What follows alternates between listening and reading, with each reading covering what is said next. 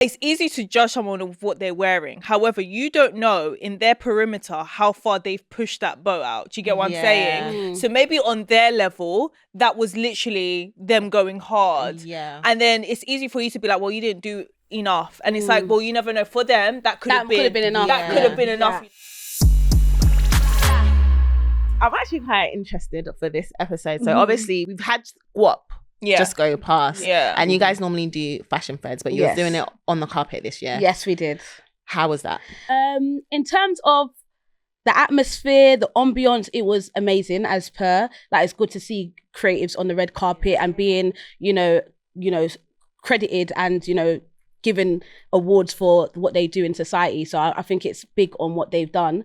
In terms of the style and the outfits. But firstly, what was the theme this year? Because I feel like when we would see on Twitter, we obviously know, but for people that don't know, what was the theme, and obviously what do you think of everyone sticking to it as well? It was cosmic dreams. And from, obviously, Esther spoke to more people in depth on the carpet, but obviously I spoke to some people that and you're like, hey, I feel like everyone's interpretation of it was different. However, everyone did have like an explanation as to how their outfit tied into cosmic dreams. It was their own interpretation of the theme, which was beautiful because it was so different and like no two was the same, if that makes sense. My dress actually was it was a phantom galaxy, so it's the purple galaxy. It's like it's also known as the M74, and it's like 370,000 years away, like literally. So I actually did research, so I was a bit excited. I was like, then I was like, okay, what should I do with my makeup? So I did my eyeshadow like purpley.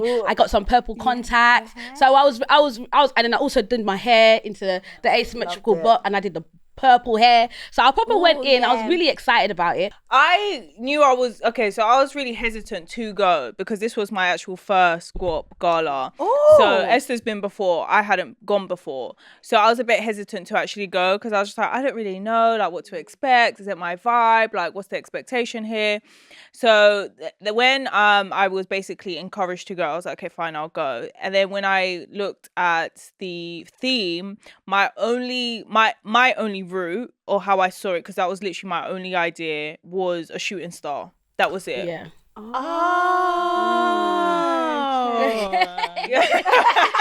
Pin drop. So I was a shooting star, and it had a very personal meaning to myself, which I explained because when growing up, my mum always told me like everyone who's born, you always have you have your own star, and how bright it shines is depending on how close you stay to God. So that was my interpretation. So I was only ever gonna go as a shooting star. I love that. So on my dress, it was obviously gold, like heavily gold, and I didn't actually have it. I didn't have any fitting, so I picked up that dress 2 o'clock on the Friday. Only fitting. That was literally my only fitting. As soon as I picked up, I then made my way to the hotel and got ready. That was it. That fit you to the glove. I know. So I trusted my tailor so much, and she came through. So on my dress, obviously it was heavily gold, and I had like gold diamond bits in my hair, and then there was a train as well, which I didn't want to be the same fabric because I wanted it to have the effect of a shooting star. So when a star shoots, it leaves a trail. So I was like, can I please like have a trail that's like a bit meshy?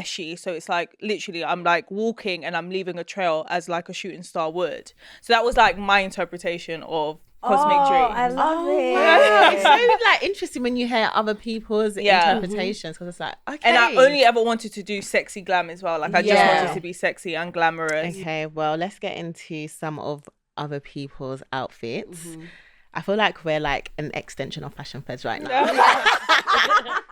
So, does anyone want to open the floor with like maybe some of their favorite looks or least favorite looks? I can't. Do you know what it is? And I know it sounds so cliche. I don't know whether it's because I was actually there and it was my first time and I was just in awe of being in that space and like the guys putting on such a good show that even when I looked around the room, and normally, like I said, on Fashion Feds you critique and you say what you need to say, I found it really hard to critique people because I still feel like people made an effort, if that made sense. Okay. And like what I realized at the GUAP Gala that made me see things in a different light was it's easy to judge someone of what they're wearing. However, you don't know in their perimeter how far they've pushed that boat out. Do you get what I'm saying? So maybe on their level, that was literally them going hard. And then it's easy for you to be like, well, you didn't do enough. And it's like, well, you never know. For them, that could have been enough. That could have been enough, you know. Or their situation. Their comfort zone. They've and exposed a timing. bit of their body that they're not normally used to. So it made me respect people so much more in that sense, because I don't know what it was, but I found it so hard to critique people on the night, because I just respected everyone for like showing up and actually trying. Because there's actually a lot of pressure It as well. is, yeah. But there was one thing that I did love, was the and I was just like, that's such a cool idea. I think Yinka did it, and she had like highlights going through her hair, like I don't know, they lit up basically. Oh, so she put. Funny enough, I actually spoke to her on the carpet. They were like little fairy lights that like glowed in the dark. Glowed in the dark. And she put it all through her hair. Anyone like I think stick out to you guys that you can remember? You know, obviously everyone looks amazing, but was there anyone that actually stood out? I really loved. I have him here. Mr. Uganda Shnak. Yeah, he was nice. Do you remember his one? I remember his look. He was actually, I spoke to him. He was actually starred by Sheldon. So big up Sheldon. He's doing really well. He did Bare People. Yeah, he did. He also did Priscilla's. Yeah. I liked Priscilla's as well. I actually loved her dress, but he was actually one of my best dressed, because if you even see the details of his actual outfit, he had stones glued on his chest and on his face. So it looked he was one of my favourite dresses. See what I mean? Like they made the effort, like it's those little things. Dami also made a serious impact when he stepped in. What did you think of Dami's outfit? Because on social media there's been a bit of mixed reviews. Really? Yeah, like the guy went to town. He even stuck gems on his like fingers. Yeah, I saw he had something. He proper went to like, he doesn't cut corners when it comes to looks. He's a fashion guy. He was actually and I enjoyed the look. He was actually starred by a guy called Emmanuel. He's doing really well as well. He's from, I think he's from Ireland, and he actually came from Ireland to star Dami. Yeah. And he was really, he spoke about Dami's outfit, from what I remember, don't quote me on this, but I think his outfit came from fire. It reminded me of the sun, red, the gold. Yeah, so I remember there's a story behind it. I can't remember from the top of my head, but I remember there was something behind it. Yeah. Okay. Yeah. I really like Martin's look. Like it was like simple but very fashion. He wore like a suit too. And it had like the is it like stars or like Solar the system. yeah. There was the sky in it and the stars. Yeah. Oh, the guys really went in this year. I feel like I think the guys definitely topped the girls this year.